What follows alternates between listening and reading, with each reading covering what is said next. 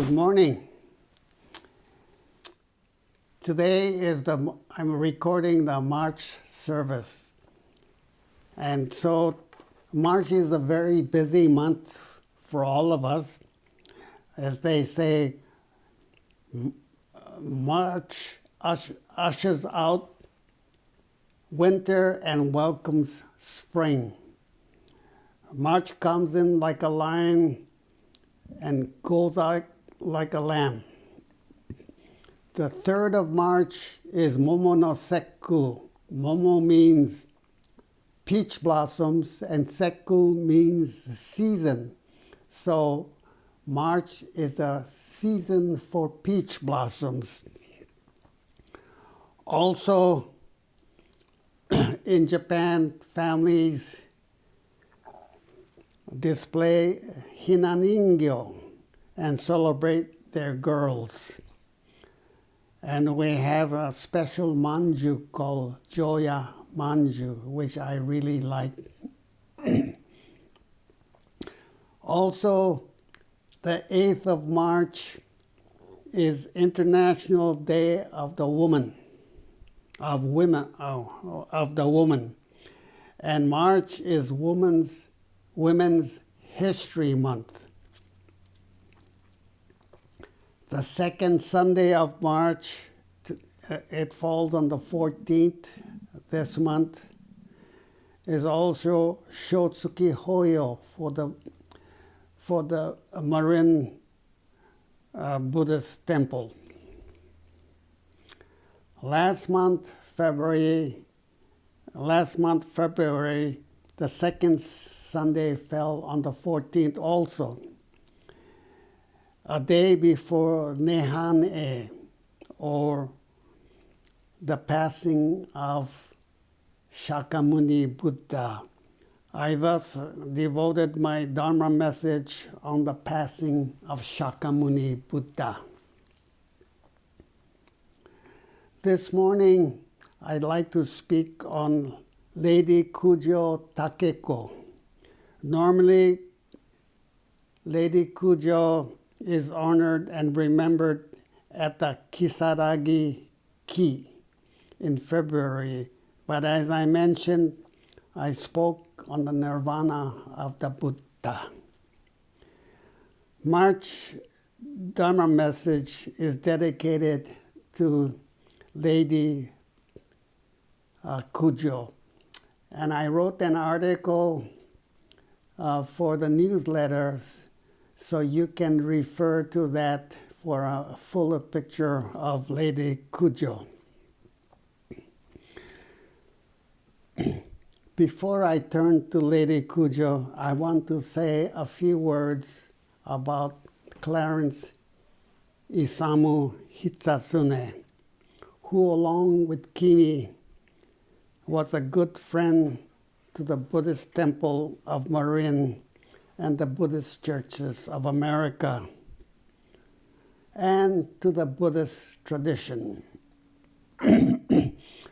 Early on Thursday, 4 February, I received an email from Diane Matsuda that Clarence Isamu Hitsasune quietly joined his ancestors.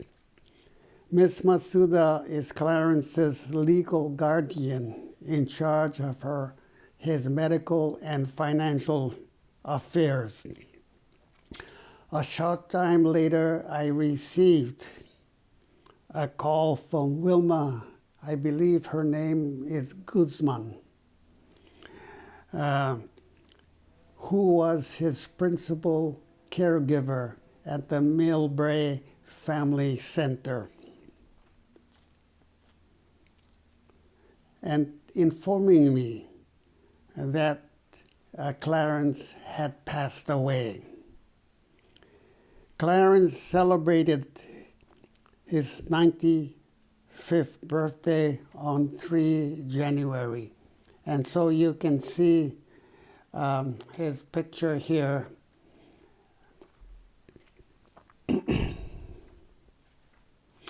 I first met Clarence and Kimi in the early 1990s, or maybe the late 80s, I'm not sure.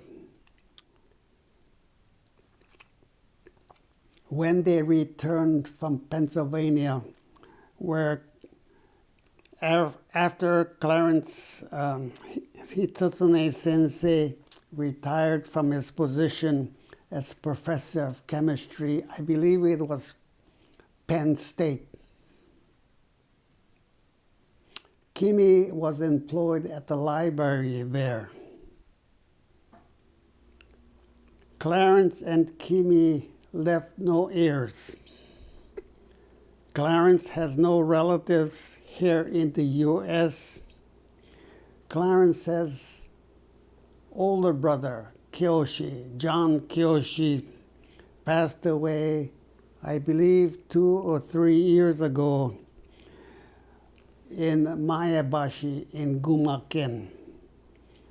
Mrs. Nakasone and I visit the Hitsune family in Maebashi, I believe 2 years ago.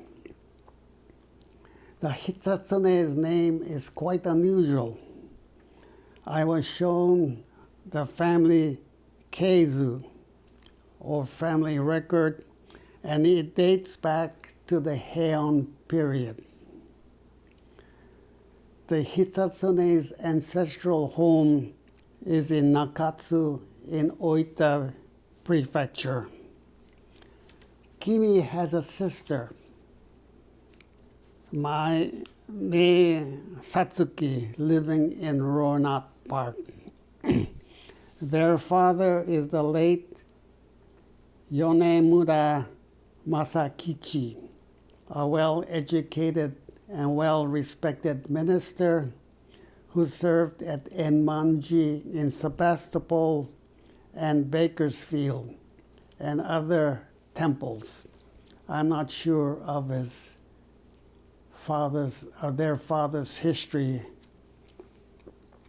Both brothers had a very interesting life. Kyoshi was a medical student in Manchuria when World War II ended and was stranded there together with his spouse, Kaju. Kyoshi Sensei was recruited and worked for Mao Zedong's Red Army as a physician. He spoke Chinese, Russian, Japanese, and of course, English. Kyoshi had one daughter, Setsuko, who I believe was born in Manchuria. They also had a son who passed away, I believe, in infancy, according to the keizu that I was shown.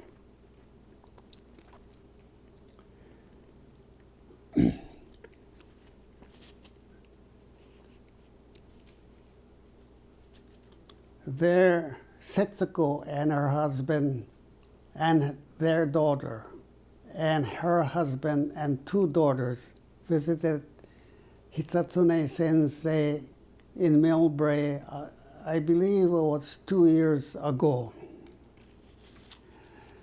During the war,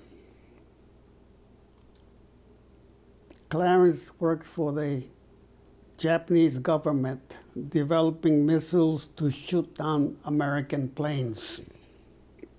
When the war ended, he switched sides and worked for the U.S. occupation, I believe as a translator. I asked how was he able to switch sides so easily? He told me at that time, if your parents were Japanese, you were Japanese.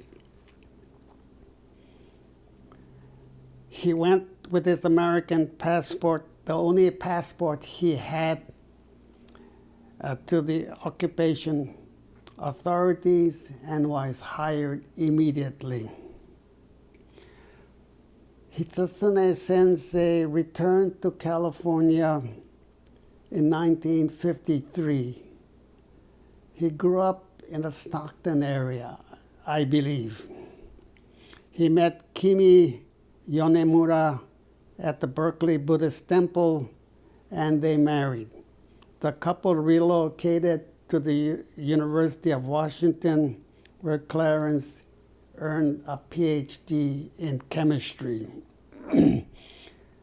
Interestingly, Clarence must have been very bright, because the PhD is the only academic degree he earned. In Japan, where he spent part of his youth, he entered college without finishing high school. He was a student at Tokyo Imperial University's engineering department. He did not finish because the war ended.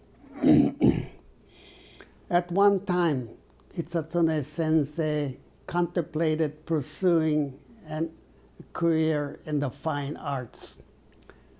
He is a fine painter, and we received one of his paintings that is hanging in our bedroom.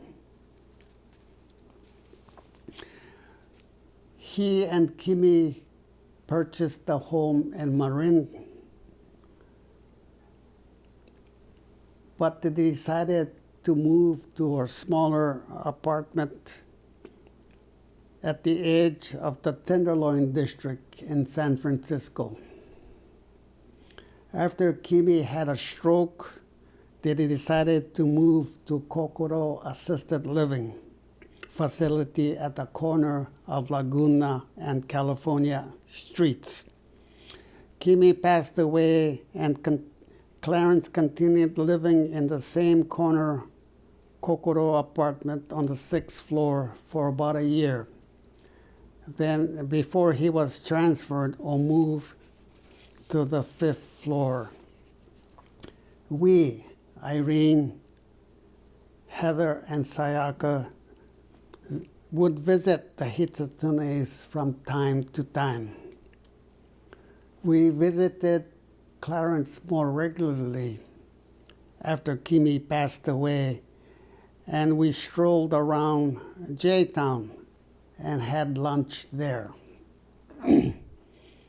We depended on Sayaka being young and stronger to take command of the wheelchair.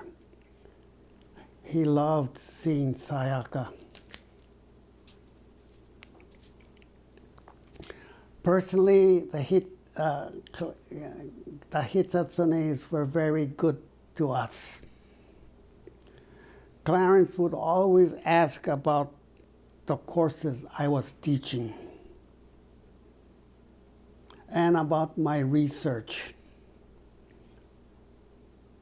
After Kimi passed away, I received their Buddhist library. It was Clarence who alerted me to some documents in the Thai language, that were related to the relics of the Buddha that are housed in San Francisco on the rooftop of the San Francisco Buddhist Temple. I was able, based on these documents, to trace the origins of the ashes from Pipar to San Francisco. I wrote an article which was published in Thailand.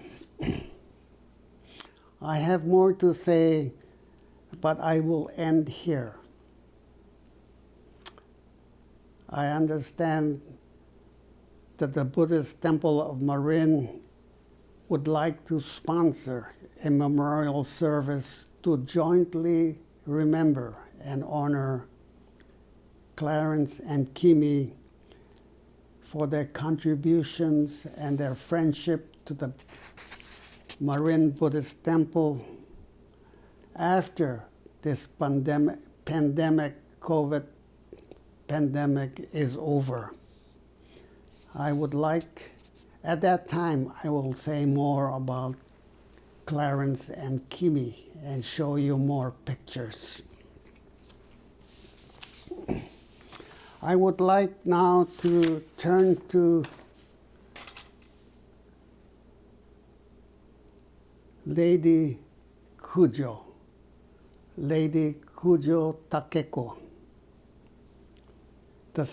She was the second daughter of Otani Koson, the 21st heretical abbot of Jodo Shinshu Honpa Honganji sect. Her elder brother Otani Kozui, the 22nd hereditary abbot, is the renowned Central Asian explorer who brought many artifacts from Turpan, a city in Xinjiang, China.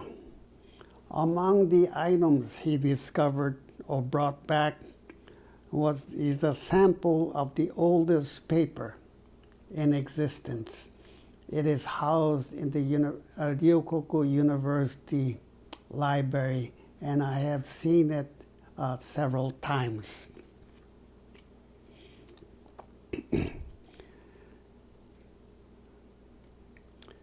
In 1909,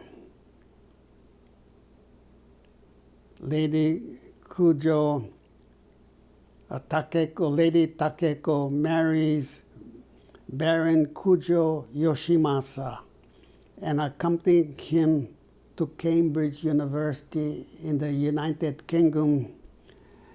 She returns after a year and a half, and lives apart from her husband for the most of her life. Lady Kūjo was more than a woman defined by the men in her life. She was a devotee of Shinan Shonin, the co-founder, along with her sister, of the present Fujinkai, the women's auxiliary. She was instrumental in founding Kyoto Women's College, one of the top women's universities in Japan today. She is probably the best known as a poet. During the Franco-Japanese War of 1904 and 1905, together with her sister Kazuko, Lady Kūjo founded the Fujinkai to promote public service and to promote solidarity among Buddhist women. The newly established Fujinkai sent care packages to soldiers during the Russo-Japanese War. My grandfather, my maternal grandfather, may have received one of her care packages. He was recruited from Okinawa as a private and was sent to fight on the front.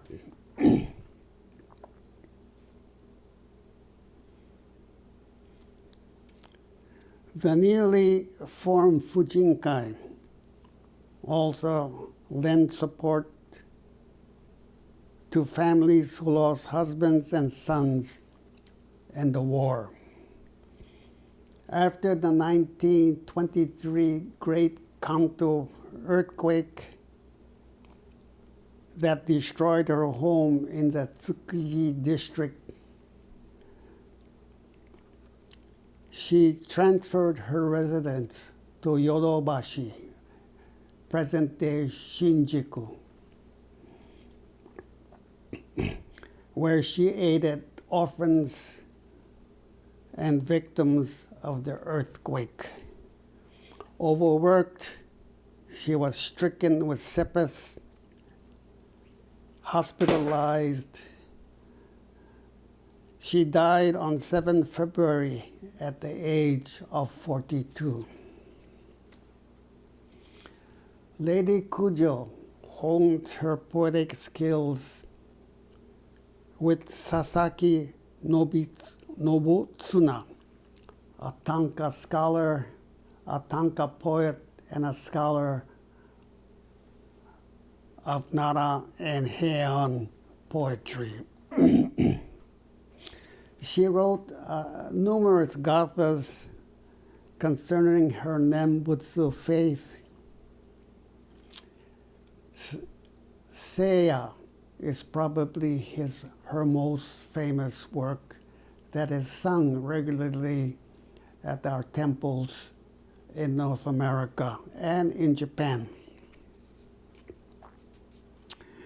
She wrote numerous books, and today I just like to refer and speak to one of her poems that appeared in Muyuge. Muyuge is a collection of essays and poetry she wrote for the Yomiuri Shimbun that were later compiled and published in a book called Muyuge.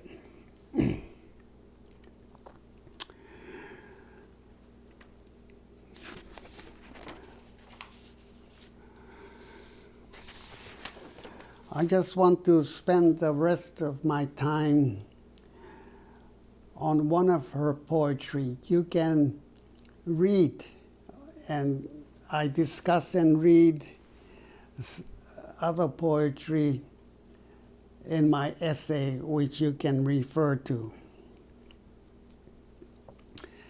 And the essay I want to discuss today is called Makoto, meaning truth or sincerity.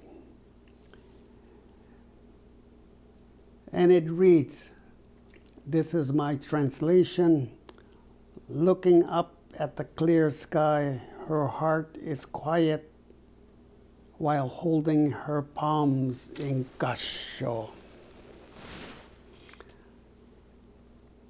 Entering into the woman's mind, Lady Kūjo writes, I humbly request the protection of all Buddhas to shatter my deluded mind. May I quickly awaken to the wellspring and attain the Tathagata's unsurpassed way. I'm sorry. This is a quotation from Shinchi Kankyo. And so she asks rhetorically, what is truth? Shakyamuni declared, it is the absence of lies and pretense. But in our stressful lives, we rarely meet people free of pretense and guile. Because there is so much deceit in our world, our hearts constantly yearn for truth, impacting our physical health. I think she means physical health there.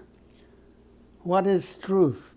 With these words, she exerted all her efforts to reorient and adjust herself. The title of this brief essay, Makoto, is ambiguous. Had Lady Kūjo replaced the hiragana with a kanji, Lady Kūjo's meaning would have been clear. But Lady Kūjo in the essay writes that truth is the absence of lies and pretense.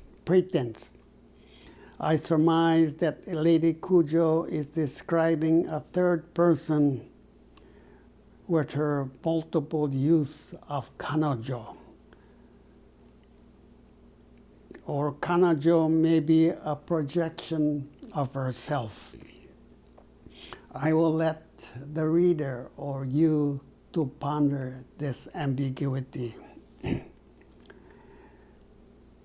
Now, Makoto, let us think about Makoto, the term or expression Makoto.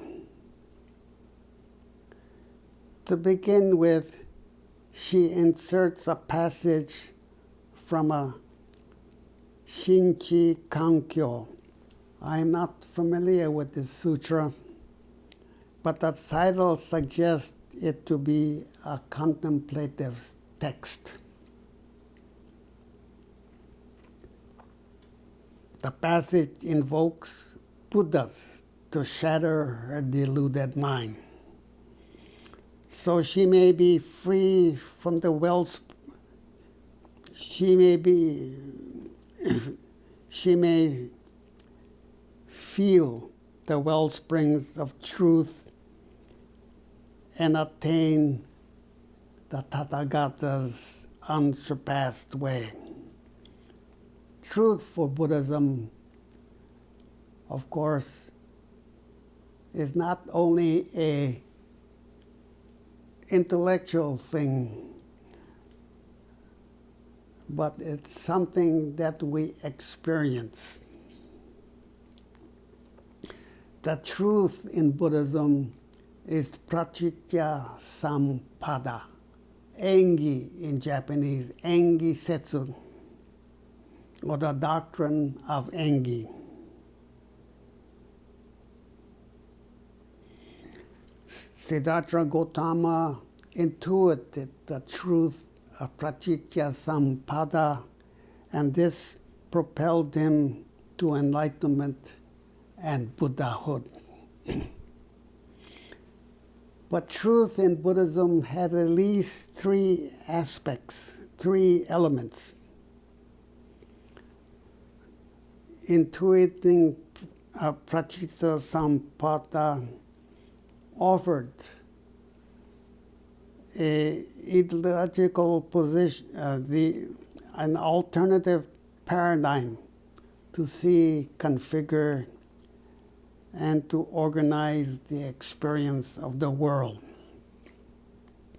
It is really the ideological position of Buddhism distinguishing it from other rational systems. But more importantly, for Lady Kūjo and for all of us, the experience of pratitya sampada, that is, knowing that we belong in the universe, an organic universe in which we rise and we fall together as one living body, one living Buddha body, is more to the point.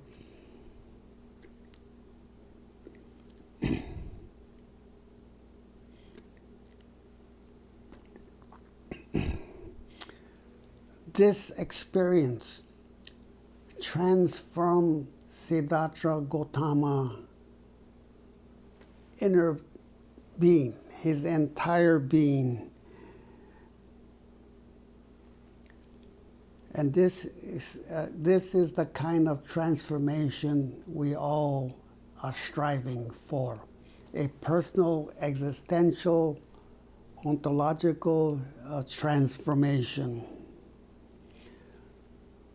Third, experiencing the truth of the enlightenment of a pratitya sampada has a moral aspect.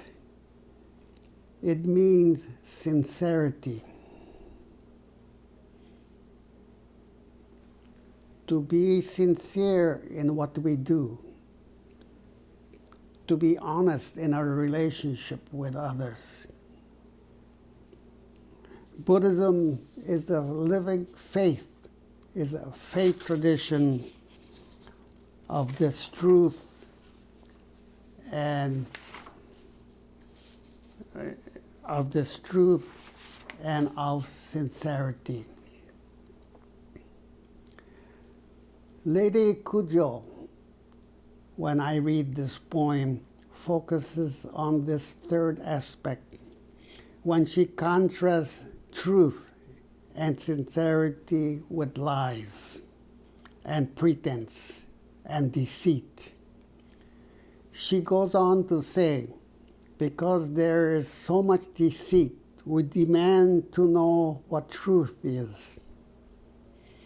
Indeed, when a person who speaks the truth and lives with the Dharma, that person is without deceit, pretense, and guile.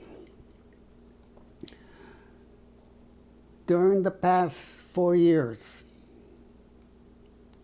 our elected leaders have not been sincere, spewing alternative facts, fake news, and conspiracy theories that question the legitimacy of newspaper, magazine, and TV and radio reporting. On 6th of January, 2021, this information incited thousands to storm and break into the Capitol building, hoping to overturn the certification of the November presidential election. So,